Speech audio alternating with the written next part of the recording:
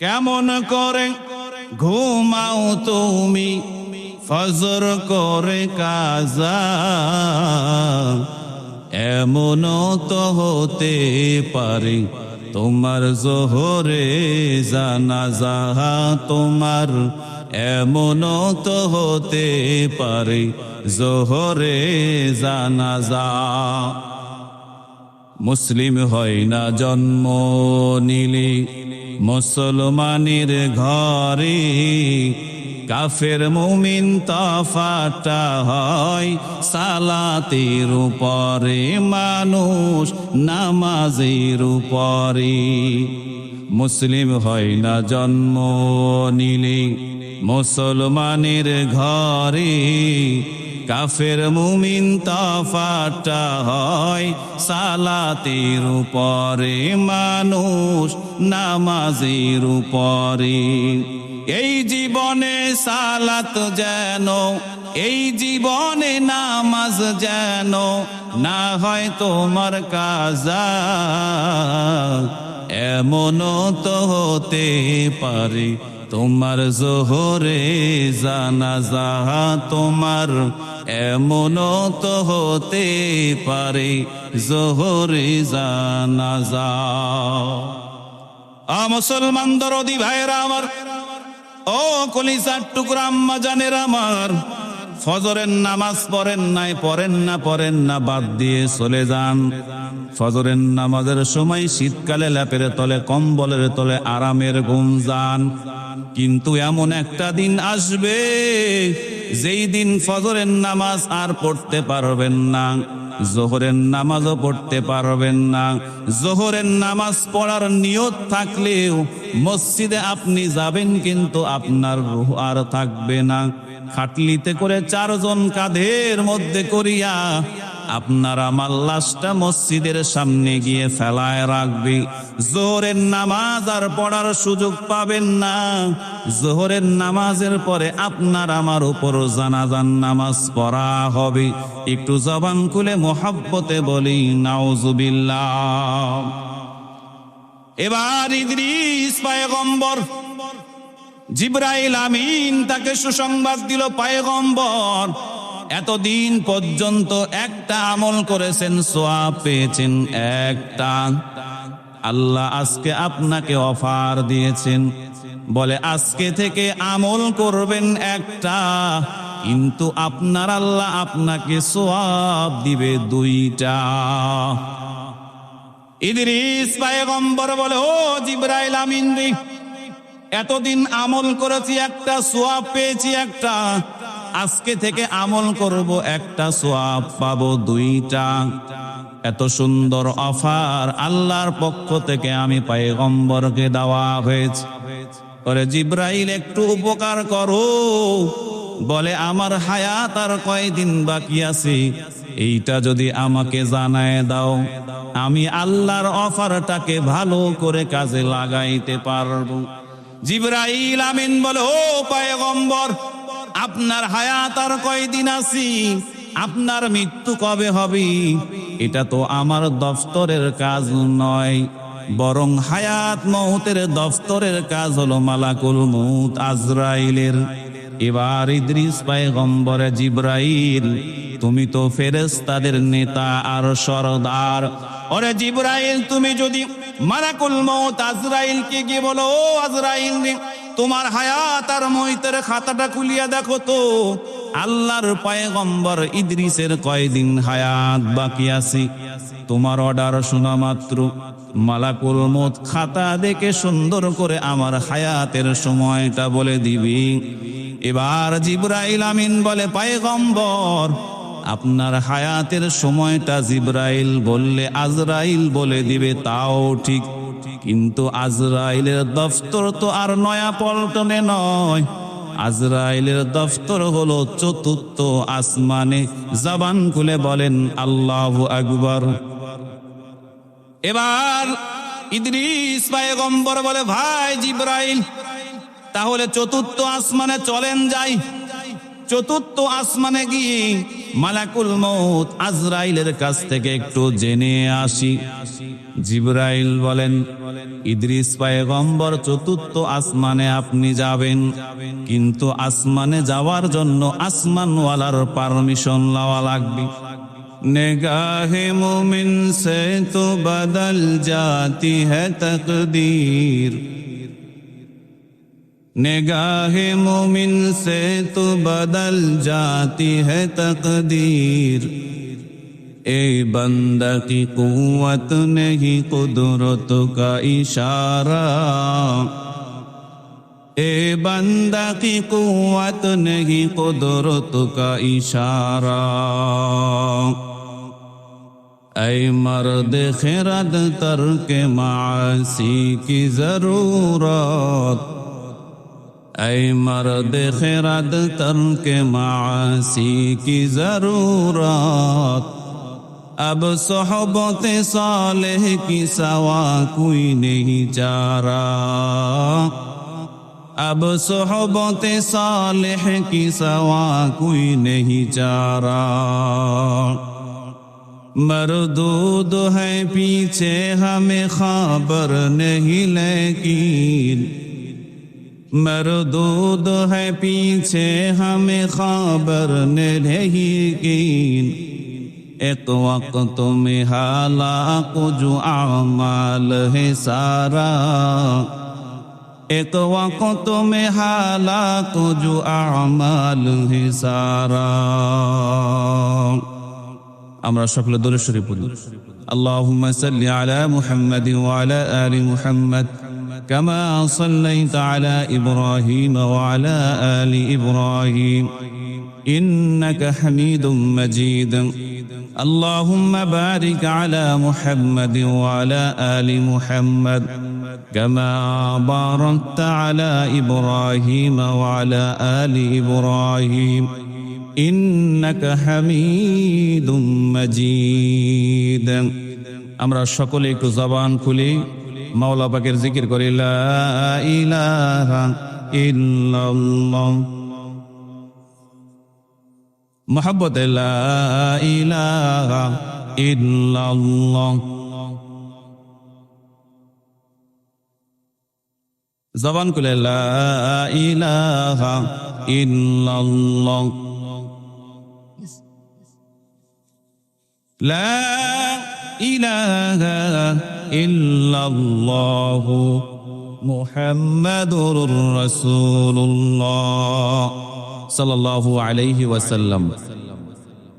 আদর্শ যুব সংঘ রাজশাহী কর্তৃক আয়োজিত বখতিয়ারাবাদ দারুস সুন্নাহ ইসলামিয়া মাদ্রাসার উন্নতি কল্পে দশম বার্ষিক ওয়াজ মাহফিলের সম্মানিত সভাপতি উস্তাদুল উলামা পীর কামিল আল্লামা জামাল উদ্দিন মাহমুদ সন্দেফি হাফিজাহুল্লাহ। আজকের এই ওয়াজ মাহফিলের প্রধান আকর্ষণ, যাকে কেন্দ্র করে আজকে বিশাল আয়োজন, সেই আমাদের প্রিয় কলিজার টুকরা নয়নের মণি, হাজারো যুবকের হৃদয়ের স্পন্দন, খতিবুল উম্মাহ আল্লামা হাফিজুর রহমান সিদ্দিক কুয়াকাটা। আলহামদুলিল্লাহ, তিনি রাজশাহীতে উপস্থিত হয়েছেন। যথা সময়ে আমাদের এই মাহফিলে এসে উপস্থিত হবেন। যেহেতু শীতের রজনী, আমরা বেশি দেরি করব না, ইনশাআল্লাহ হুজুরকে খুব দ্রুতই আমরা আমাদের স্টেজে দেখতে পারবো ইনশাআল্লাহ। আজকের প্রধান অতিথি জনাব মিজানুর রহমান বিনু সাহেব, বিশেষ অতিথি অ্যাডভোকেট শফিকুল হক মিলন সহ যত বিশেষ মেহমানবৃন্দ আছেন, সভাপতি সহ সকলের প্রতি শ্রদ্ধা ভালোবাসা রেখে আপনাদেরকে সামনে নিয়ে সেই মহান মনিবের দরবারে হাজার কোটি শুকরিয়া ও সুজুদ যে আল্লাহ সুবহানাহু ওয়া তাআলা আমাদেরকে দুনিয়ার সকল ব্যস্ততা থেকে ফারেক হয়ে আজকে যুব সমাজ কর্তৃক আয়োজিত, যারা দীর্ঘদিন যাবৎ মাথার ঘাম পায়ে ফেলে মেহনত করে, ঘুম হারাম করে, পরিশ্রম করে আজকের এই জান্নাতের বাগানকে সাজিয়েছেন, সেই জান্নাতের বাগানে আল্লাহ আমাদেরকে আসার বসার তৌফিক দিয়েছেন। এজন্য সকলেই জবান খুলে বলছি আলহামদুলিল্লাহ। লক্ষ কোটি দরুদ ও সালাম বিশ্ব মানবতার মহান মুক্তির দূত মায়ার নবী, সকলে বলছি মুহাম্মদুর রাসূলুল্লাহ সাল্লাল্লাহু আলাইহি ওয়াসাল্লাম। সময়ের উপস্থিতি, সময় একেবারে অল্প, অল্প সময়ে নির্ধারিত বিষয়ে আয়াত এবং হাদিসকে সামনে রেখে আমলের নিয়তে কিছু কথা বলবো এবং শুনবো। আল্লাহ তাআলা আমাদের বলা এবং শোনাকে কবুল করুন। সকলে বলছি আল্লাহুম্মা আমিন। আমি আপনাদের খেদমতি সূরা আনকাবুতের 57 নম্বর আয়াতখানা তেলাওয়াত করেছি। আল্লাহ সুবহানাহু ওয়া তাআলা বলেন, কুল্লু নাফসিন যায়িকাতুল মাউত সুম্মা ইলাইনা তুরজাউন। দেখেন, পৃথিবীতে যত সত্য আছে, চিরসত্য আছে, মহাসত্য আছে। পৃথিবীতে এমনও কিছু সত্য আছে যেই সত্যের মধ্যে ইখতিলাফ আর মতপার্থক্য, মতবিরোধ আছে। আপনি আমিন আস্তে বলবেন না জোরে বলবেন, দলিন বলবেন না জলিন বলবেন, হাত নিচে বাঁধবেন না উপরে বাঁধবেন, এটা নিয়ে তো ইসলামে মুসলমানদের মধ্যে ইখতিলাফ। আবার ইসলামের বাহিরে গেলে কেউ বলে 3 খোদা, কেউ বলে 2 খোদা, কেউ বলে 100 খোদা, কেউ বলে 33,000 খোদা। বিভিন্ন ইখতিলাফ মতবিরোধ আছে। কিন্তু পৃথিবীতে জন্ম নিলে মৃত্যুবরণ করতে হবে, এই বিষয়ে কারো কোনো মতবিরোধ ইখতিলাফ নাই। একটু জবান খুলে বলেন আল্লাহু আকবার। এই মৃত্যু আপনার আমার কোথায় হবে, কিভাবে হবে, কোন অবস্থাতে হবে, দুনিয়ার কোনো মানুষ বলতে পারবেন না।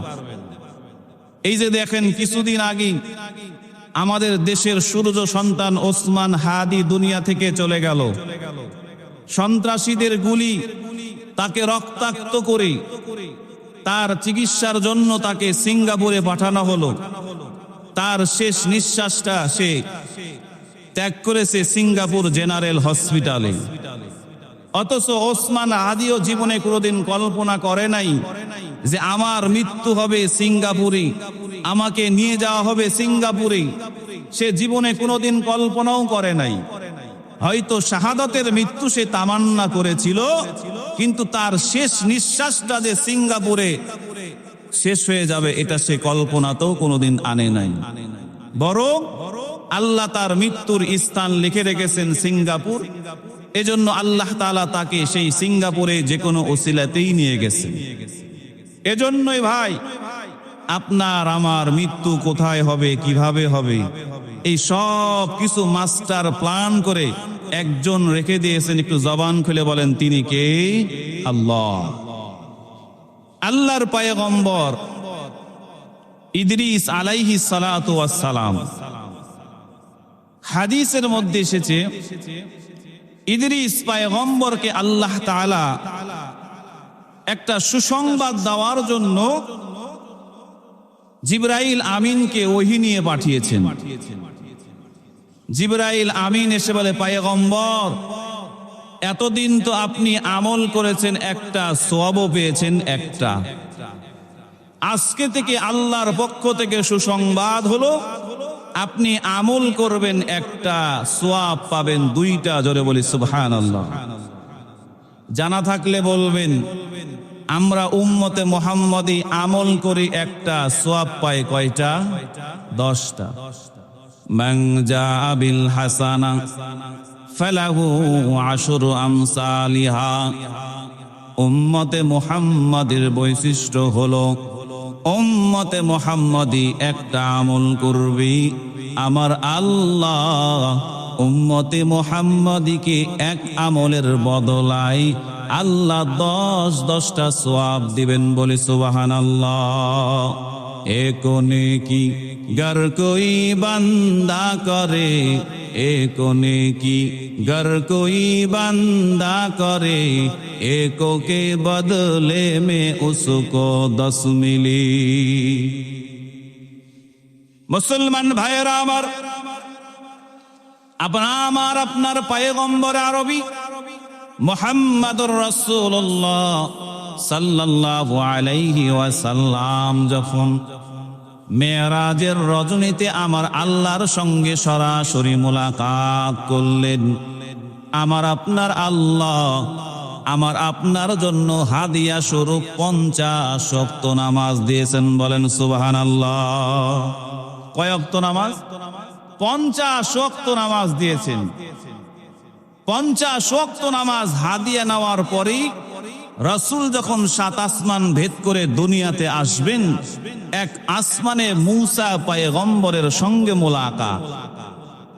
মূসা পয়গম্বর মুহাম্মদকে বলছে, মুহাম্মদ আল্লাহর কাছে গেছিলেন, আল্লাহ কি হাদিয়া দিয়েছে?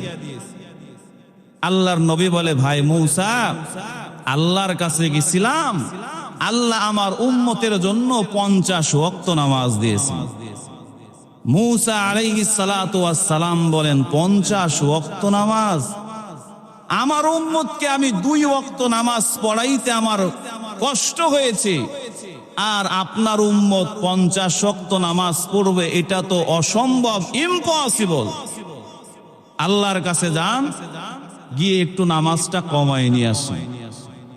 বুখারীর বর্ণনায় এসেছে, আল্লাহর রাসূল 1 বার 2 বার করে মোট 9 বার আল্লাহর কাছে গেছেন।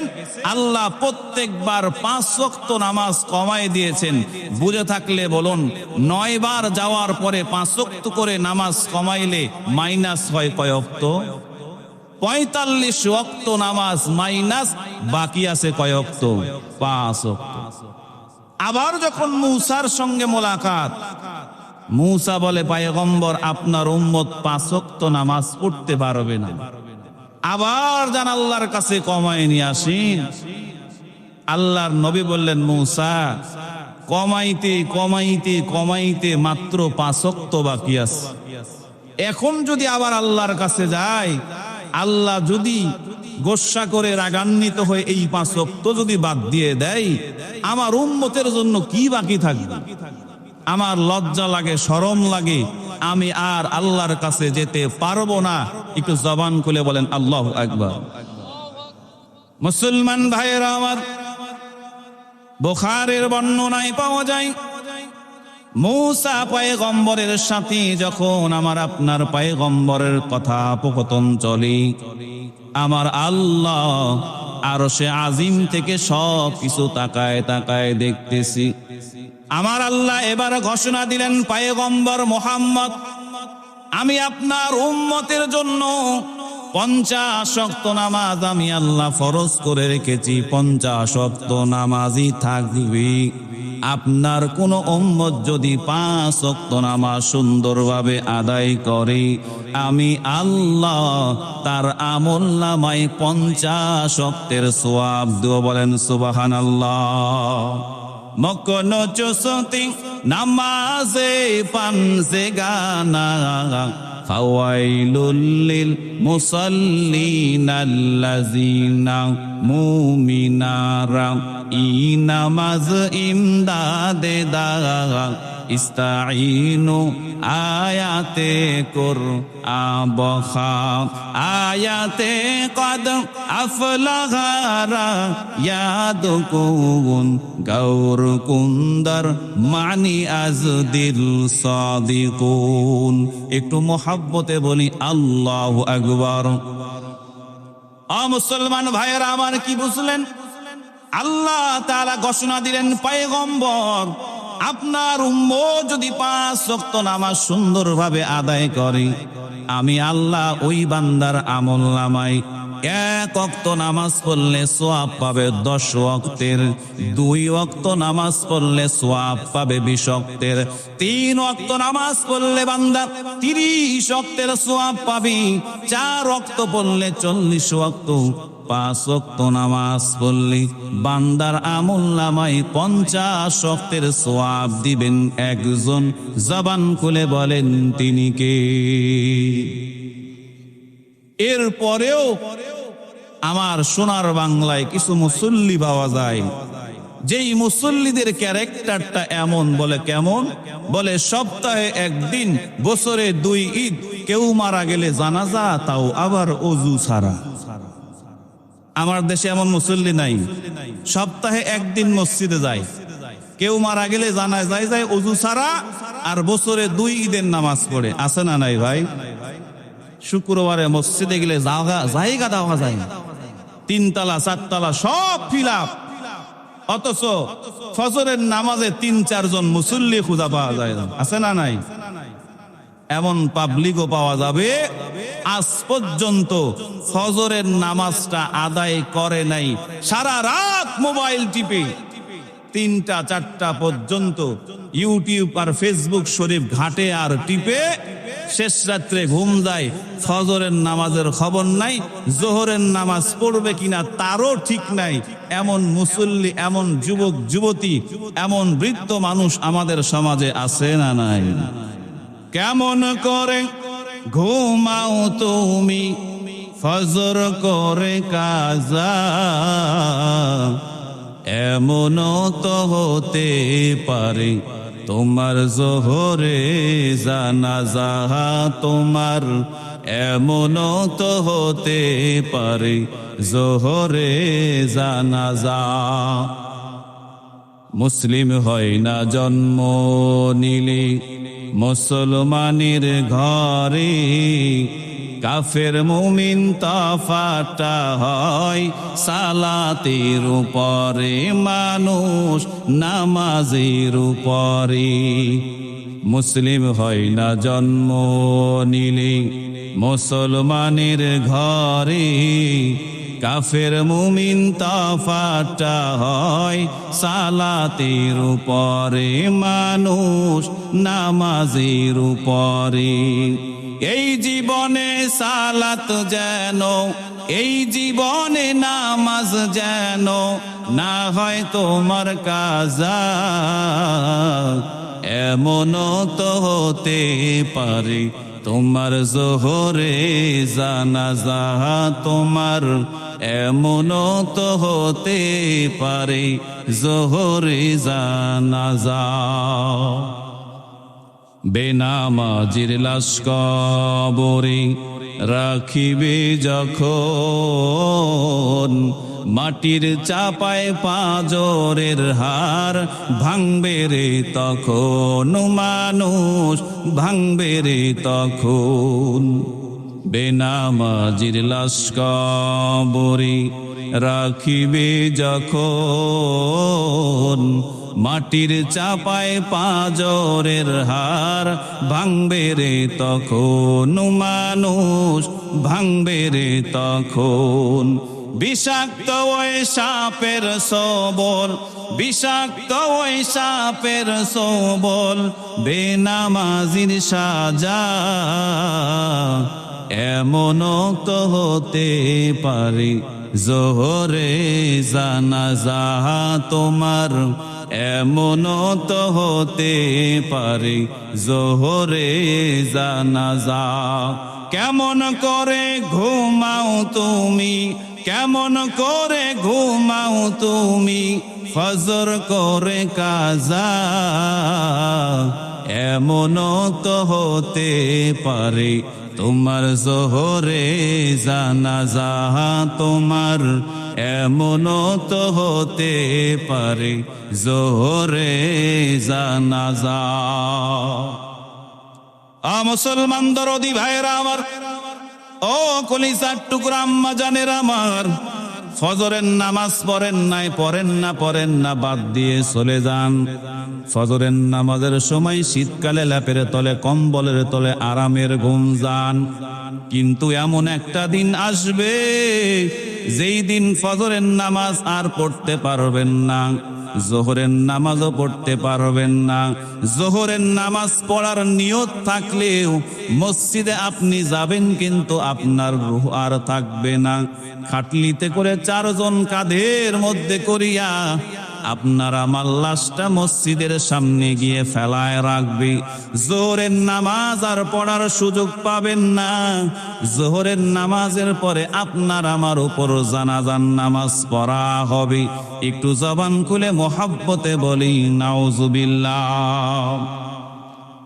এবার ইদ্রিস পয়গম্বর, জিবরাইল আমিন তাকে সুসংবাদ দিল, পয়গম্বর এতদিন পর্যন্ত একটা আমল করেছেন, সওয়াব পেয়েছেন একটা। আল্লাহ আজকে আপনাকে অফার দিয়েছেন, বলে আজকে থেকে আমল করবেন একটা, কিন্তু আপনার আল্লাহ আপনাকে সওয়াব দিবে 2টা। ইদ্রিস পয়গম্বর বলে, ও জিবরাইল আমিন রে, এতদিন আমল করেছি একটা সওয়াব পেয়েছি একটা, আজকে থেকে আমল করব একটা সওয়াব পাবো দুইটা। এত সুন্দর অফার আল্লাহর পক্ষ থেকে আমি পয়গম্বরকে দেওয়া হয়েছে। ওরে জিবরাইল একটু উপকার করো। বলে, আমার হায়াত আর কয়দিন বাকি আছে, এইটা যদি আমাকে জানায় দাও, আমি আল্লাহর অফারটাকে ভালো করে কাজে লাগাইতে পারবো। জিবরাইল আমিন বলে, ও পয়গম্বর, আপনার হায়াত আর কয়দিন আছে, আপনার মৃত্যু কবে হবে, এটা তো আমার দফতরের কাজ নয়, বরং হায়াত মৌতের দফতরের কাজ হলো মালাকুল মউত আজরাইলের। এবার ইদ্রিস পয়গম্বরে, জিবরাইল তুমি তো ফেরেশতাদের নেতা আর সরদার, ওরে জিবরাইল তুমি যদি মালাকুল মউত আজরাইলকে গিয়ে বলো, ও আজরাইল রে, তোমার হায়াত আর মৌতের খাতাটা খুলিয়া দেখো তো আল্লাহর পয়গম্বর ইদ্রিসের কয়দিন হায়াত বাকি আছে। তোমার অর্ডার শোনা মাত্র মালাকুল মউত খাতা দেখে সুন্দর করে আমার হায়াতের সময়টা বলে দিবি। এবার জিবরাইল আমিন বলে, পয়গম্বর আপনার হায়াতের সময়টা জিবরাইল বললে আজরাইল বলে দিবে তাও ঠিক, কিন্তু আজরাইলের দফতর তো আর নয়া পল্টনে নয়, আজরাইলের দফতর হলো চতুর্থ আসমানে। জবান খুলে বলেন আল্লাহু আকবার। এবার ইদ্রিস পয়গম্বর বলে, ভাই জিবরাইল, তাহলে চতুর্থ আসমানে চলেন যাই। চতুর্থ আসমানে গিয়ে মালাকুল মউত আজরাইলের কাছ থেকে একটু জেনে আসি। জিবরাইল বলেন, ইদ্রিস পয়গম্বর চতুর্থ আসমানে আপনি যাবেন, কিন্তু আসমানে যাওয়ার জন্য আসমানওয়ালার পারমিশন লওয়া লাগবে। আল্লাহর পারমিশন ছাড়া আসমানে যাওয়া যাবে না। এবার ইদ্রিস পয়গম্বর বলে, জিবরাইল আল্লাহর কাছ থেকে একটু পারমিশনটা নিয়ে নেন। এবার জিবরাইল আল্লাহর কাছ থেকে পারমিশন অর্ডার পেয়ে গেলেন। আমার আল্লাহ বললেন, জিবরাইল তোমার ডানার মধ্যে সুন্দর করে আমার পয়গম্বর ইদ্রিসকে বসাইয়া চতুর্থ আসমানে মালাকুল মউত আজরাইলের দফতরে তুমি চলে যাও। এবার জিবরাইল আমিন ইদ্রিস পয়গম্বর কি নিজের ডানার মধ্যে সুন্দর করে বসাইয়া চতুর্থ আসমানে মালাকুল মউত আজরাইলের দফতরের সামনে হাজির হয়ে গেছে। এবার জিবরাইল বলে, ইদ্রিস পয়গম্বর আপনি একটু দরজার বাহিরে দাঁড়ান, আমি ভিতর থেকে অনুমতি আর জেনে আসি।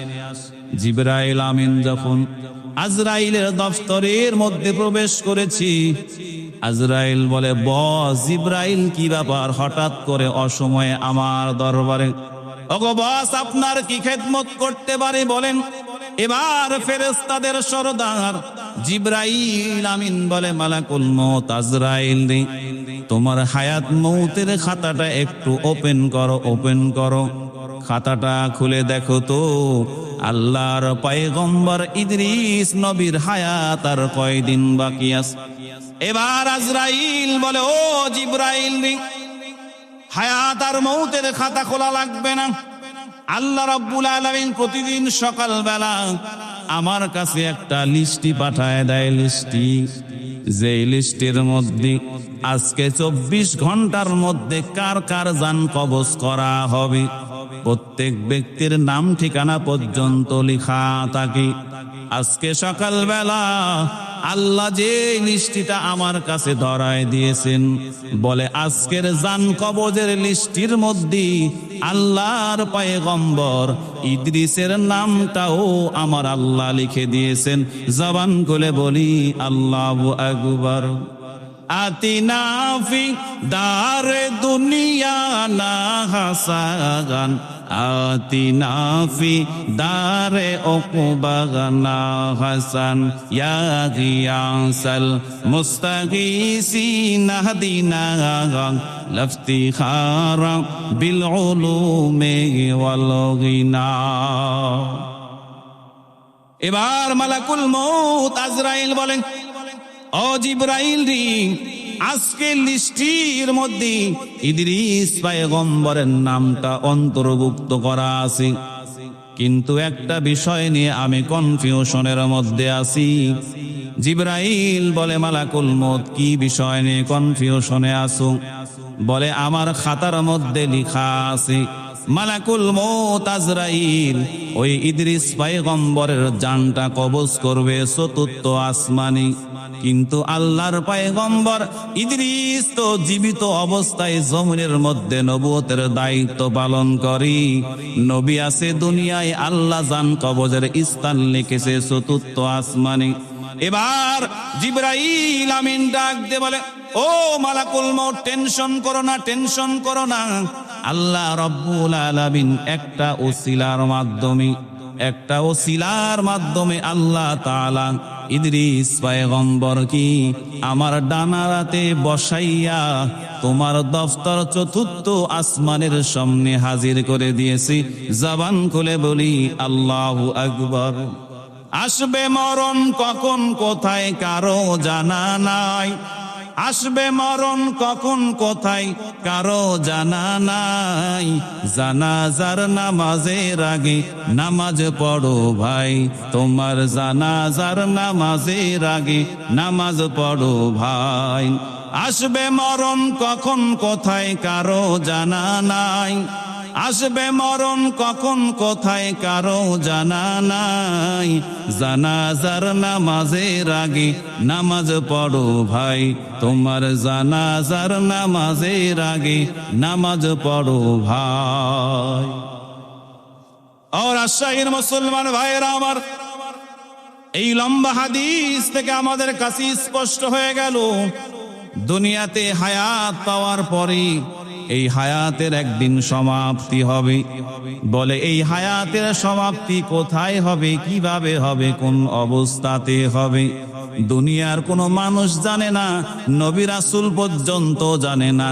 বরং একজন মানুষের ইন্তেকালের স্থান, সময়, সবকিছু আসমান থেকে একজন কন্ট্রোল করেন। একটু জবান খুলে বলেন তিনি কে? এজন্যই আবার আপনার পয়গম্বর বলেন, قال رسول الله صلى الله عليه وسلم الكيس من دان نفسه وعمل لما بعد الموت والعاجز من أتبع نفسه هواها وتمنى على الله। এই হাদিসটা বোঝার জন্য ছোট্ট করে আপনাদেরকে একটা ঘটনা শোনাই। কিতাবের মধ্যে এসেছে, বাদশাহ হারুন রশিদের জামানায় এক পাগল ছিল, যেই পাগলের নাম ছিল বাহালুল পাগল। তো একদিন ফজরের নামাজ পড়ি বাদশাহ হারুন রশিদ আর ওনার স্ত্রী জুবাইদা নদীর ধারে হাঁটতে গেছেন। হাঁটতে যাওয়ার পরে গিয়ে দেখেন নদীর ধারে এক পাগল বালুর মধ্যে একটা কাঠি দিয়ে কি যেন আঁকাইতেছে। তো বাদশাহ বলে, এই বাহালুল, নদীর বালুর মধ্যে কি আঁকাইতেছো? তো বাহালুল বলে, বাদশাহ, বিল্ডিং বানাইতেছে। কি বানায়? বিল্ডিং বানায় বালুর মধ্যে। তো বাদশাহ বলছে, বালুর মধ্যে বিল্ডিং বানাও, এই বিল্ডিং করবা কি? বাহালুল বলে, বাদশাহ, বিল্ডিংটা আমি বিক্রি করব। বলে, তোমার এই বিল্ডিং কিনবে কি? বলে, বাদশাহ, যেই কিনবে তার কাছেই বিক্রি করব। তো বাদশার স্ত্রী জুবাইদা বলে, বাহালুল, আমি যদি একটা বিল্ডিং কিনি আমারে দিবা? বাহালুল বলে, হ্যাঁ, আপনাকেও দিব। বলে, দাম কত নিবা? বাহালুল বলে, বেশি দাম নয়, মাত্র 1 আনা। কয় আনা? বলে, 1 আনা যদি আপনি দেন বিল্ডিং আপনারে দিব। তো জুবাইদা 1 আনা বের করে বাহালুলের হাতে দিয়ে বলে, বাহালুল, ধরো, তোমার পাওনা তুমি নিয়ে নাও, আমার বিল্ডিং আমাকে দাও। বাহালুল বলে, জুবাইদা, পাওনা এখানে পরিশোধ করেছেন, বিল্ডিং জায়গা মতোই পেয়ে যাবেন। একটু জবান খুলে বলেন সুবহানাল্লাহ। এরপরে বাদশাহ হারুন রশিদ বলে, জুবাইদা, তুমি ওদি পাগলের সাথে পাগলামি করো, নদীর বালুতে বিল্ডিং আঁকায়, সেটা আবার কিনে নিতেছে 1 আনা দি। জুবাইদা বলে, থাক না, পাগল মানুষ, দিলাম 1 আনা। সোয়াব হবে, সে কিছু কিনে খাবে, সদকায়ে জারিয়া হিসাবে দিলাম, থাক বাদ দাও। কিতাবে এসেছে এই কথা বলার পরে স্বামী আর স্ত্রী জুবাইদা বাড়িতে যাওয়ার পরে রাতের বেলা স্বামী স্ত্রী এক জায়গায় ঘুমাইছে। কিতাবে এসেছে বাদশাহ হারুনুর রশিদ স্বপ্নের মধ্যে দেখতেছে উনি জান্নাতের প্রাসাদের মধ্যে ঘুরতেছেন। জোরে বলে সুবহানাল্লাহ। মুসলমান ভাইয়েরা আমার, জান্নাতের প্রাসাদের মধ্যে বাদশাহ হারুনুর রশিদ বিভিন্ন জায়গায় ঘুরতেছে, আর বিল্ডিং দেখে আর বিল্ডিং দেখে। এবার ঘুরতে ঘুরতে বাদশার চোখের সামনে এমন একটা বিল্ডিং পড়ে গেছে। বাদশা তাকায় দেখে যে বিল্ডিংটার মতো এত সুন্দর বিল্ডিং আর বাদশা দেখে না। বলেন সুবহানাল্লাহ। এবার বাদশা চিন্তা করলো, হাই রে হাই, এতক্ষণ যত বিল্ডিং দেখলাম সবগুলো বিল্ডিং থেকে এটা অনেক সুন্দর, অনেক সুন্দর। বাদশা এবার চিন্তা করে, সব বিল্ডিং গুলো বাহির থেকে দেখেছি, কিন্তু এই বিল্ডিংটা ভিতর থেকে সব কিছু দেখার জন্য বাদশাহ হারুনুর রশিদ এবার বিল্ডিং এর গেটের সামনে হাজির হয়ে গেছেন। বলেন সুবহানাল্লাহ। গেটের সামনে যাওয়ার পরে দারোয়ান বলে, এই যাবেন কই? বলে একটু ভিতরে যাব, একটু বিল্ডিংটা দেখবো, প্রাসাদটা দেখবো। বলে প্রাসাদ দেখবেন? প্রাসাদের মালিক আপনি? বলে আমি তো মালিক না। কে মালিক? বলে মালিককে নেম প্লেট দেখেন, নেম প্লেটের মধ্যে সুন্দর করে লেখা আছে। বাদশা নেম প্লেট তাকায় দেখে, নেম প্লেটের মধ্যে লেখা আছে জুবাইদার মহল। একটু জবান খুলে বলে সুবহানাল্লাহ। হারুনুর রশিদ বলে, এ তো জুবাইদা আমার স্ত্রী, আমার স্ত্রীর বিল্ডিং মানেই তো আমার বিল্ডিং। কারণ দুনিয়াতে কিছু লোক আছে না, স্ত্রীর মালও মানে ওর মাল, স্ত্রীর বাবার বাড়ির মালও মানে ওর বাবার মাল। সারা জীবন যৌতুক খায়, শ্বশুর বাড়ির খায়া খায়া পেট মোটা হয়ে গেছে, তো এখন যাই দেখে কয় আমার বউয়ের মাল মানে আমারই মাল। ফেরেশতা বলে, খবরদার, আপনার স্ত্রীর সম্পদ, স্ত্রীর বিল্ডিং, কিন্তু বিল্ডিং এ যদি ঢুকতে চান স্ত্রীর অনুমতি লাগবে, অনুমতি ছাড়া প্রবেশ করা যাবে না। জোরে বলে সুবহানাল্লাহ। যখন বলেছে প্রবেশ করা যাবে না, কিতাবে এসেছে ফেরেশতার ঝাড়ি খেয়ে বাদশার ঘুম ভেঙে গেছে। ঘুম থেকে উঠে এবার বাদশাহ স্ত্রী জুবাইদাকে ডাক দিয়ে বলে, জুবাইদা তাড়াতাড়ি ঘুম থেকে ওঠো, কি এমন আমল তুমি করো যেই আমলের কারণে আমি স্বপ্নের মধ্যে জান্নাতে একটা বিশাল প্রাসাদ দেখেছি। জোরে বলে সুবহানাল্লাহ।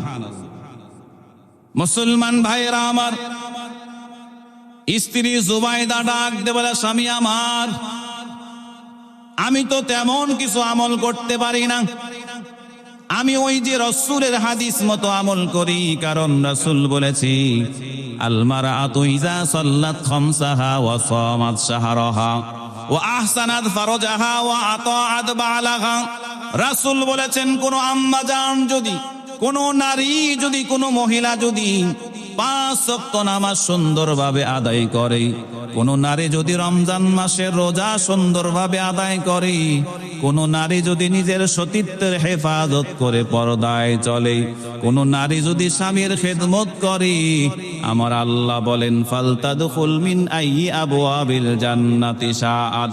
পয়গম্বর আরবি ঘোষণা দেন, আল্লাহর কতটাই নকল করে বলেন, আমার আল্লাহ তাআলা হাসরের কঠিন ময়দানে বলে, বান্দি দুনিয়াতে 5 ওয়াক্ত নামাজ পড়েছো, রমজান মাসের রোজা রেখেছো, পর্দা করেছো, স্বামীর খেদমত করেছো, বান্দি যাও যাও, আজকে জান্নাতের 8টা দরজায় তোমার জন্য খুলে দিলাম, যেই দরজা দিয়েই মন চায় ওই দরজা দিয়েই তুমি জান্নাতে যাও। বলে সুবহানাল্লাহ।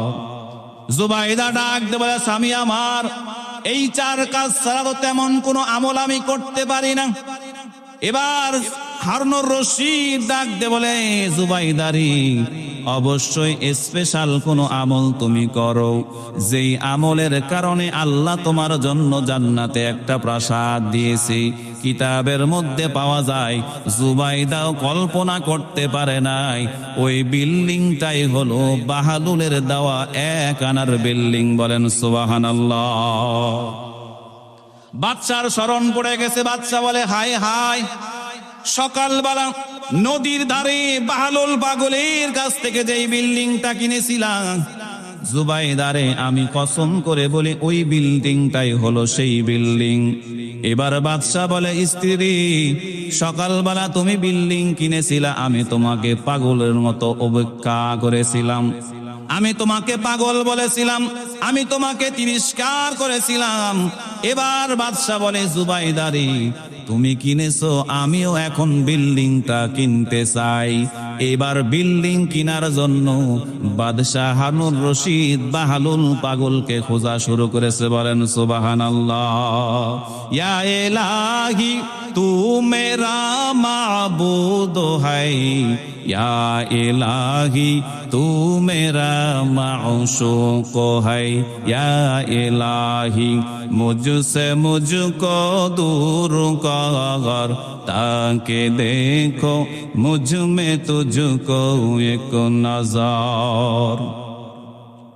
মুসলমান ভাইয়েরা আমার, এবার বাদশাহ হারুন রশিদ বাহালুল পাগলের সন্ধানে বের হয়ে গেছি।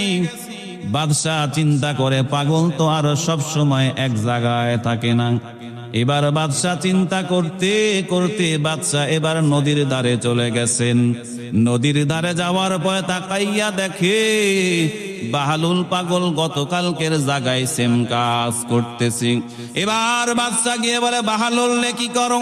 বাহালুল বলে, বাদশাহ গতকালকে যেই কাজ করতেছিলাম আজকেও সেই কাজ করি। বাদশাহ বলে, বাহালুল রে, আজকে আমি তোমার কাছ থেকে একটা বিল্ডিং কিনতে চাই। বাহালুল বলে, বাদশাহ বিল্ডিং কিনলে আমিও আপনাকে নিষেধ করব না, বিল্ডিং এর মূল্য পরিশোধ করেন আর বিল্ডিং এর মালিক হয়ে যান। এই কথা বলার পরে বাদশা এবার পকেট থেকে 1 টাকা 1 আনার কয়েন বের করে বাহালুলের হাতে দিয়ে বলে, বাহালুল নেও, তোমাকে 1 আনা দিলাম, আমাকে একটা বিল্ডিং এর মালিক বানায় দাও। বাহালুল পাগল বলে, বাদশাহ আজকে আর 1 আনায় বিল্ডিং দেওয়া যাবে না। বাদশা বলে, কেন রে পাগল? গতকালকে আমার স্ত্রী জুবাইদাকে তো 1 আনায় একটা বিল্ডিং দিয়েছো। এবার বাহালুল পাগল বলে, বাদশাহ গতকাল কি আপনার স্ত্রীকে 1 আনায় বিল্ডিং দিয়েছি, আজকে যদি বিল্ডিং কিনতে চান আপনার সম্পদের অর্ধেক আমার নামে দিতে হবে। বলেন আল্লাহু আকবার। বাদশাহ বলে, বাহালুল এটা কেমন কথা? গতকালকে দিলে 1 আনাই, আজকে বলো আমার সম্পদের অর্ধেক দিয়ে দেওয়া লাগবে। বাহালুল বলে, বাদশাহ কারণ আছি, কারণ গতকালকে আপনার স্ত্রী বিল্ডিং কিনেছিল না দেখে, আর আজকে আপনি বিল্ডিং কিনতে এসেছেন দেখার পরে। বলেন সুবহানাল্লাহ। जिंदगी में बंदगी तो करना है, जिंदगी में बंदगी तो करना है, जिंदगी बे बंदगी शर्मिंदा है, जिंदगी बे बंदगी शर्मिंदा है।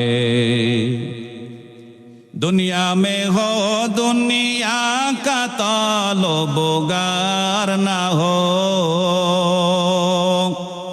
बाजार से गुजार हो खरीदार ना हो।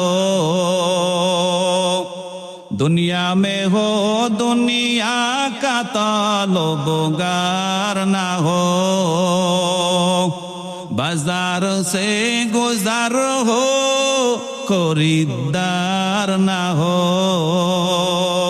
ये दुनिया एक मिसल कागज फूल है, ये दुनिया एक मिसल कागज फूल है जिंदगी में बंदगी तो करना है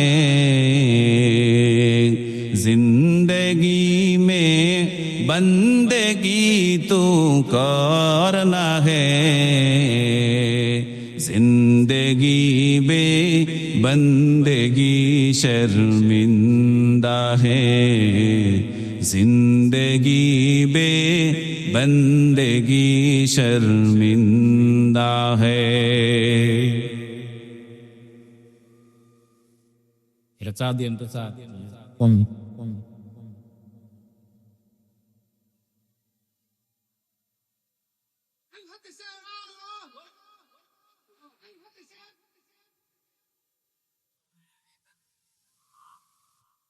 মুসলমান ভাইয়েরা আমার ভালো করে বুঝবেন কিতাবের মধ্যে পাওয়া যায় বাদশাহ হারুনুর রশিদের সঙ্গে বাহলুলের একটা ভালো সম্পর্ক হয়ে গেল এবার বাদশাহ বলে বাহলুল রে বাহলুল যদি কোনো সময় আমার দরবারে আসে বাহলুলের জন্য কোনো নিয়ম নাই কোনো নীতি নাই বাহলুলের যখন মন চায় তখন আমার দরবারে আসবি এইভাবে করতে করতে কিতাবের মধ্যে এসেছি হঠাৎ একদিন বাহলুল পাগল রাজ দরবারে বাদশার সামনে চলে এসেছি এবার বাদশাহ বলে বাহলুল রে তোমার সঙ্গে আমার অনেক মহব্বত আর ভালোবাসা আর আন্তরিকতা ওরে বাহলুল তোমাকে আমি আজকে একটা হাদিয়া দিব হাদিয়া বাহলুল বলে বাদশাহ আপনি হাদিয়া দিবেন আপনার হাদিয়া তো আমার জন্য আশীর্বাদ আমার জন্য দোয়া এই কথা বলার পরে বাদশাহ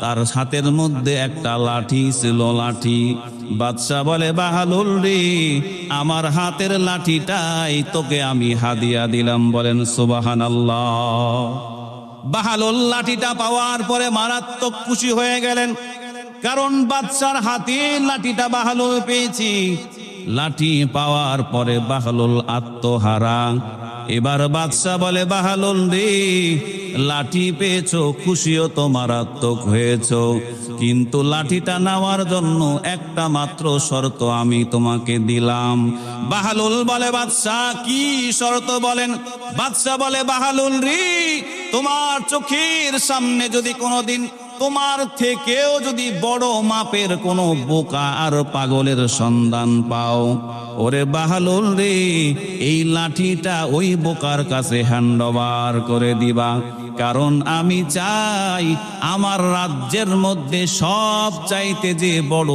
বোকা আর পাগল এই লাঠিটা যেন তার হাতের মধ্যে থেকে যায় একটু জবান খুলে বলেন আল্লাহু আকবার বাহলুল পাগল বলে বাদশাহ কোনো সমস্যা নাই টেনশন করেন না আপনি আমাকে যেই ওসিয়ত করে লাঠিটা দিয়েছেন আমি পাগল খুঁজবো বোকা খুঁজবো যদি আমার থেকে বড় মাপের কোনো বোকা আমি পেয়ে যাই এই লাঠিটা আমি তার কাছে হ্যান্ড ওভার করে দিব এই কথা বলার পরে বাহলুল পাগল বাদশার দরবার থেকে বের হয়ে চলে গেছি যাওয়ার পরে বাহলুল এবার পাগল খোঁজে কারণ বাদশাহ বলেছে বাহলুল রে তোমার থেকে বড় মাপের কোনো বোকা আর পাগল পাইলে লাঠিটা তারে দিয়ে দিবা এবার বাহলুল পাগল রাজ দরবার থেকে এইদিকে ওদিকে ঘুরে আর ফিরে আর পাগল খোঁজে কিতাবের মধ্যে পাওয়া যায় বাহলুল তো ডানে বামে অনেক রকমের পাগল পায় কারণ দুনিয়াতে কেউ আছে গাড়ির পাগল কেউ আছে নারীর পাগল কেউ আছে ক্ষমতার পাগল কেউ আছে টাকার পাগল ঠিক কিনা বলেন দুনিয়াতে পাগলের কোনো অভাব নাই হাটে বাটে মাজারে যেখানে যাবেন খালি পাগল আর পাগল কিন্তু বাহলুল তো দুনিয়ার পাগল খোঁজে না বাহলুল তো কোনো টাকাওয়ালা পাগল খোঁজে না নারীর পাগল কেউ খোঁজে না বাহলুল তো ক্ষমতার পাগলওয়ালা কেউ খোঁজে না বাহলুল একজনের পাগল খোঁজেন একটু জবান খুলে বলেন তিনি হলেন কি আমার আল্লাহর পাগল বাহলুল তালাশ করে কিন্তু আর পায় না এজন্যই তো আল্লামা তাকি ওসমানী দামাত বারাকাতুহুম বলেন, ওই যুগে যদি আল্লাহওয়ালা পাগলের একটা লিস্টি করা হইতো, ওই লিস্টির মধ্যে সবার আগে বাহালুলের নামটাই লেখা হইতো। বলেন সুবহানাল্লাহ। हकीकत से तो दुनिया बेखबर है, दुनिया की नुमाइश पर नजर है। नमी गोयम किया जो दुनिया जुदा बाश बहर कारे के बाशी बाग खुदा बार चिस्ते दुनिया आज खुदा गाफिल बुदागन नहीं को माशद नुकराओ पर जिंदजन आप दर कश्ती हालांकि कश्ती आगाश आप अंदर जेरे कश्ती पुशुती आस। একটু জবান খুলে মোহাব্বতে বলি আল্লাহু আকবার। এবার বাহালুল পাগল রাস্তায় ঘোরে আর পাগল খোঁজে, পাগল খোঁজে। বাহালুল তো দুনিয়ার পাগল পায়, কিন্তু আল্লাহর পাগলকে আর বাহালুল খুঁজে পায় না। কিতাবের মধ্যে পাওয়া যায়, কিছুদিন পরে বাহালুলের কানের মধ্যে খবর এসেছে, বাহালুল যেই বাদশা তোমারে মহব্বত করিয়া লাঠি হাদিয়া দিয়েছে, ওই বাদশার অবস্থা বেশি ভালো নয়। এই খবর পাওয়ার পরে বাহালুল পাগল এবার বাদশার দরবারে রওনা দিয়েছি। বাদশার দরবারে যাওয়ার পরে তাকায় দেখি বাদশাহ হারুন রশিদ বিছানার মধ্যে শুয়ে আছে। এবার বাহালুল বলে, বাদশাহ আপনার কি অবস্থা, কি খবর? শুনলাম আপনি নাকি অসুস্থ। বাদশাহ বলে, বাহালুল রে, আমার অবস্থা বেশি ভালো নয়, আমি আর হয়তো বেশি দিন এই দুনিয়ায় থাকতে পারবো না। বাহালুল পাগল বলে, বাদশাহ দুনিয়ায় থাকবেন না, আপনি যাইবেনটা কই? বাদশাহ বলে, বাহালুল রে, দুনিয়ায় থাকতে পারবো না, আমি পরকালের যাত্রী হয়ে যাব, মুসাফির হয়ে যাব। বাহালুল পাগল বলে, বাদশাহ দুনিয়ায় থাকবেন না, পরকালের মুসাফির হবেন।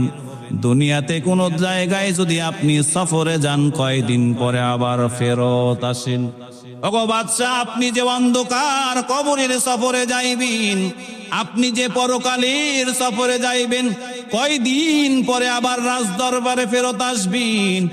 বাহালুল পাগলের কথা শুনিয়া বাদশাহ বলে, বাহালুল রে, ওই পরকালের সফরে একবার যাওয়া যায়, পরকালের সফর থেকে আর ফেরত আসা যায় না। না ফেরার দেশে যাইবা একদিন ভেসে, না ফেরার দেশে যাইবা একদিন ভেসে, আর তো ফিরা আইবা না এ দুনিয়া, দুনিয়া থাকার জায়গা না, দুনিয়া থাকার জায়গা না, এ দুনিয়া, দুনিয়া থাকার জায়গা না। একটু মহব্বতে বলেন আল্লাহু আকবার। এবার বাহালুল পাগল বলে, বাদশাহ বুঝলাম আপনি পরকালের সফরে যাইবেন, আর ফিরে আসবেন না। ওগো বাদশাহ, আপনি যদি দুনিয়ার কোন জায়গায় সফরে যাইতেন, আপনার একটা নিয়ম ছিল, আপনি যে জায়গায় সফরে যাইবেন, ওই জায়গায় সফরে যাওয়ার আগে আপনি নিরাপত্তা টিম পাঠাইতেন। যেই জায়গায় আপনি যাবেন, ওই জায়গায় আপনার নিরাপত্তাটা ঠিক আছে কিনা এটা জাস্টিফাই করার জন্য একটা টিম পাঠাইতেন। ও বাদশা, আপনি তো পরকালের সফরে যাইবেন, আপনি তো কবরের মধ্যে যাইবেন, ওই কবরের মধ্যে নিরাপত্তার টিম পাঠাইছেন কিনা? বাদশাহ বলে, বাহালুল রে, এটা তো দুনিয়ার কোনো সফর নাই, এটা হলো অন্ধকার কবরের সফর। ওই কবরের নিরাপত্তার দায়িত্ব আমি বাদশার হাতে নাই, ওই কবরের নিরাপত্তার দায়িত্ব আমার মাওলার হাতে। এবার বাহালুল পাগল বলে, বাদশাহ আপনার অন্ধকার কবরের নিরাপত্তা তাহলে নিশ্চিত করা নাই। এবার বলেন বাদশাহ, আপনি যদি দুনিয়ার কোনো জায়গায় সফরে যাইতেন, ওই জায়গায় সফরে যাওয়ার আগে যেই জায়গায় আপনি সফরে যাবেন ওই জায়গায় আপনার জন্য সুন্দর একটা তাঁবু বানানো হইত। যেই তাঁবুর মধ্যে আপনার সুন্দর করে একটা বিছানা রেডি করা হইতো, আপনার জন্য কোলবালিশ, লেপকাদা, কম্বল, জাজিম দিয়ে সুন্দর পরিবেশের একটা মনোমুগ্ধকর তাঁবু বানাইয়া আপনার থাকার জায়গাটাও সুন্দর করে ডেকোরেশন করা হইতো। ওরে বাদশাহ, আপনি যে পরকালের সফরে যাইবেন, অন্ধকার কবরের মধ্যে যাইবেন, ওই কবরের মধ্যে আপনার বিছানাপত্র রেডি করা হয়েছে কিনা? বাদশাহ চোখের পানি ফেলাইয়া কান্না করে আর বলে, বাহালুল্লি, দুনিয়ার সফরের ডেকোরেশনের দায়িত্ব আমি বাদশার হাতে থাকলেও অন্ধকার কবরের ডেকোরেশনের দায়িত্ব আমার হাতে নাই। অন্ধকার কবরের মধ্যে আমার বিছানাপত্র কেমন হবে? ওরে বাহালুল, আমার জাজিম কেমন হবে? আমার তোশকটা কেমন হবে? আমার কম্বলটা কেমন হবে? আমার তাঁবুটা কেমন হবে? অন্ধকার কবরে তো কিছুই থাকবে না। ডানে তাকাবো, ডান দিকেও দেখতে পাবো মাটি, বামে তাকাবেন, বামেও মাটি, সামনেও মাটি, নিচেও মাটি, উপরেও মাটি, চতুর্দিক দিয়ে মাটি আর মাটি। অন্ধকার কবরে মাটি ছাড়া কিছুই থাকবে না। 6 দিন পরে নখ কষে যাবে, 9 দিন পরে চুল। কবর গাঘের সামানো নিতে কইর না কেউ ভুল। কবর জায়গা ভালো নয়, আমল দিয়ে কবর গৃহ সাজিয়ে নিতে হয়। কবর জায়গা ভালো নয়, আমল দিয়ে কবর গৃহ সাজিয়ে নিতে হয়। 6 দিন পরে নখ কষে যাবে, 9 দিন পরে চুল। কবর গাঘের সামানো নিতে কইর না কেউ ভুল। কবর জায়গা ভালো নয়, আমল দিয়ে কবর গৃহ সাজিয়ে নিতে হয়। কবর জায়গা ভালো নয়, আমল দিয়ে কবর গৃহ সাজিয়ে নিতে হয়। 17 দিন পেটে পেটে শেষ পোকার খাদ্য হবে। 60 দিন পরে গোশ থাকবে না, কঙ্কাল পড়ে রবি। 17 দিন পেটে পেটে শেষ পোকার খাদ্য হবে। 60 দিন পরে গোশ থাকবে না, কঙ্কাল পড়ে রবি। 90 দিনে হাড়গুলি সব, 90 দিনে হাড়গুলি সব আলাদা হয়ে রয়। কবর জায়গা ভালো নয়, আমল দিয়ে কবর গৃহ সাজিয়ে নিতে হয়। কবর জায়গা ভালো নয়, আমল দিয়ে কবর গৃহ সাজিয়ে নিতে হয়। দেহের চেয়ে অহম বড়, লোভ লালসার পাহাড়।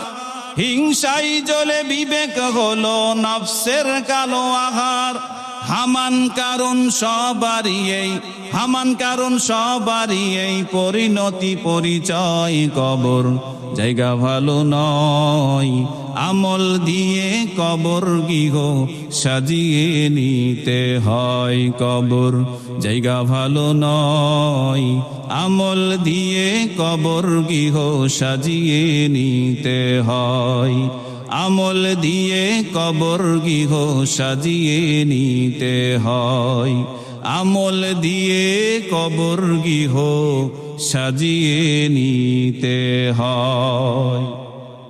মুসলমান দরদি ভাইয়েরা আমার, এবার বাহালুল পাগল বলে, বাদশাহ, অন্ধকার কবরের নিরাপত্তাটা আপনার নিশ্চিত করা নাই, অন্ধকার কবরের ডেকোরেশনটাও আপনার খবর করা নাই।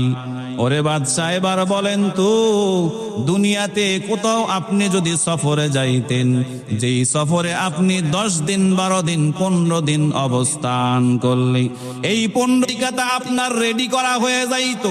এই 15 দিনের সকালবেলা কি খাইবেন, দুপুর বেলা কি খাইবেন, বিকেলে কি খাইবেন, রাতের বেলা কি খাইবেন, আপনার 15 দিনের খাবারের তালিকাটা বাদশা রেডি করা হইয়া যাইত।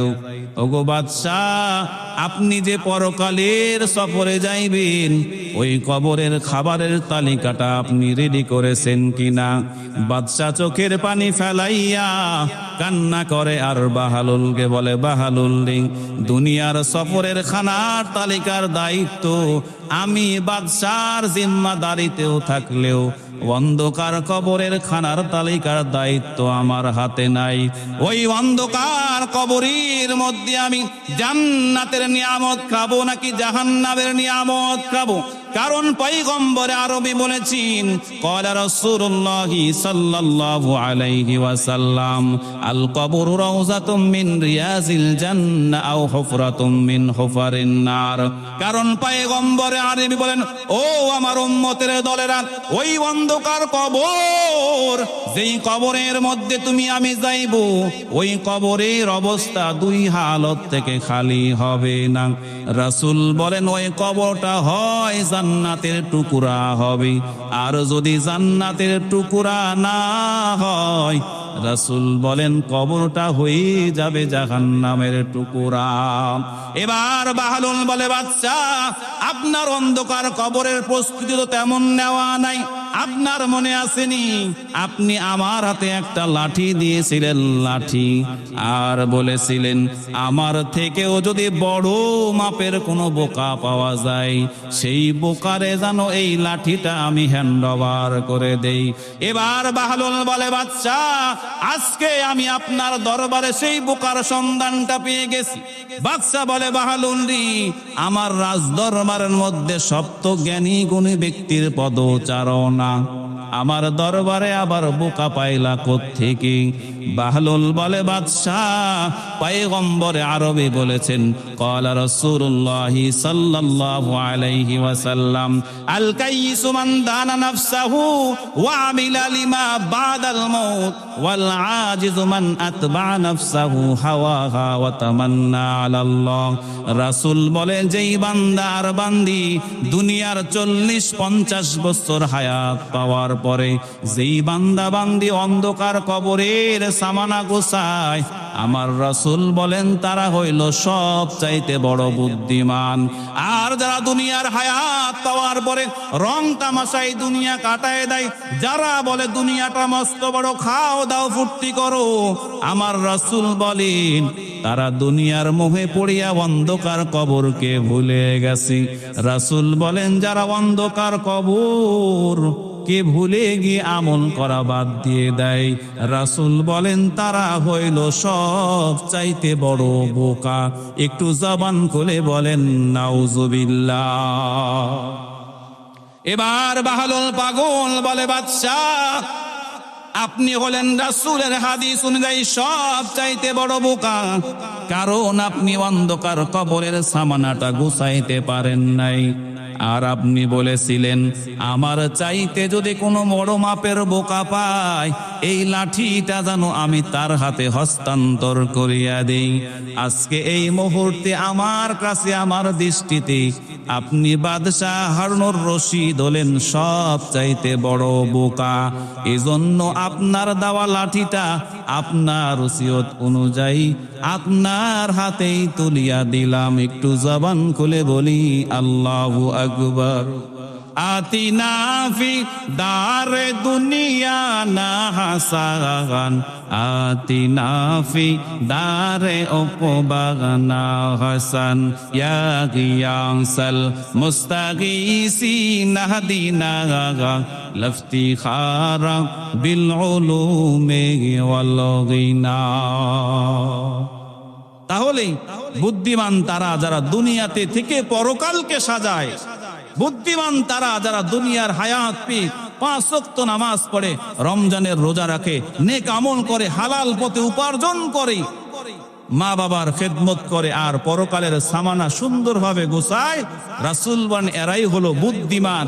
আর যারা দুনিয়ার হায়াত পেয়ে পরকালকে ভুলে যায়, কবরকে ভুলে যায়, আল্লাহর রাসূল বলেন তারা হলো সব চাইতে বড় বোকা। এখন আমরা কি বুদ্ধিমান হতে চাই নাকি বোকা হতে চাই? কি বলেন আপনারা, বুদ্ধিমান না বোকা? বুদ্ধিমান তারা যারা কবরের সামানা গোছাই, বোকা তারা যারা কবরকে ভুলে যায়। আমাদের বুদ্ধিমান হওয়ার দরকার না বোকা হওয়ার দরকার? সবাই বলেন কি হবেন? একটু হাত তোলেন তো সবাই। লিল্লাহে তাকবীর, লিল্লাহে তাকবীর, লিল্লাহে তাকবীর। আল্লাহ আমাদের সবাইকে বুদ্ধিমান হওয়ার মতো তৌফিক দান করুন। সকলে বলছে আল্লাহুম্মা আমিন। আলহামদুলিল্লাহ।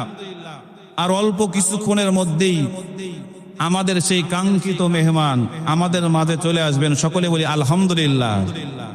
এজন্য কুয়াকাটা হুজুরের আগে কোনো ওয়াজ চলে? কি বলেন, চলে? কোনো ওয়াজ চলে না। আপনারাও জানেন, আমিও জানি। আমিও এখানে বসে আছি, হুজুরের ওয়াজ শোনার সময় কখন হবে। আপনারাও বসে আছেন যে হুজুর কখন আসবে। চিল্লা এখন ঠিক কিনা?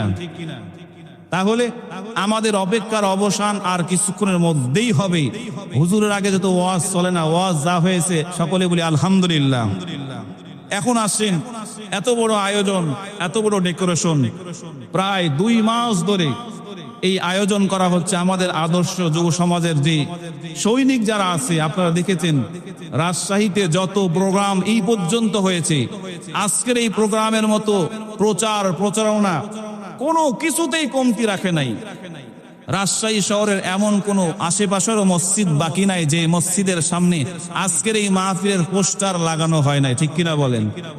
অনলাইন প্ল্যাটফর্ম থেকে শুরু করে প্রত্যেকটা সেক্টরে এই প্রচারণা চালিয়ে যুব সমাজ এত কষ্ট করে মেহনত করে আজকের এই জান্নাতের বাগানকে সাজিয়েছেন। এই জান্নাতের বাগানে আসতে পেরে আপনারা খুশি না বেজার? কে কে বেজার হয়েছে একটু হাত দেখান তো। হুজুর আমি খুশি হই নাই। কেউ আছেন খুশি হয়েছেন? কে কে? আবার আল্লাহকে হাত দেখান। লিল্লাহে তাকবীর, লিল্লাহে তাকবীর। হাত নামান।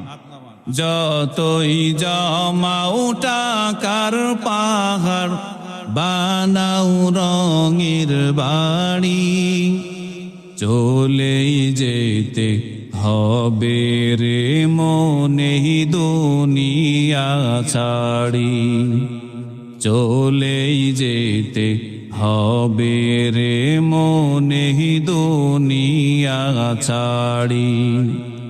কুল্লু নাফসিন যায়িকাতুল মাউত, কুল্লু নাফসিন যায়িকাতুল মাউত।